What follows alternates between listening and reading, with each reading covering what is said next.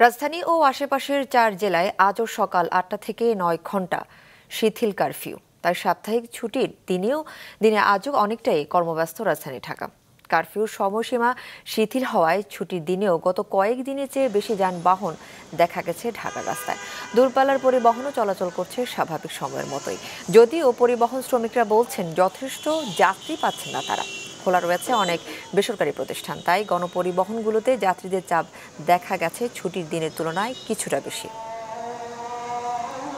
আগে যে একটা মহামারী একটা ছিল, একটা ভয়ঙ্কর একটা ছিল, তখন এটা থেকে এখন দেশে স্বস্তি ফিরে আসছে, এখন ভালোই আছে। প্রশাসন মাঠে থাকাতে তারপর দেশ আস্তে আস্তে স্বাভাবিকের দিকে যাচ্ছে, এটা আসলে আমাদের সবার কাম্য।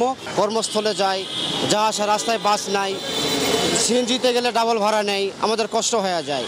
এর চাইতে যেন ভালো হয়, সবাই এটাই আমি কামনা করি।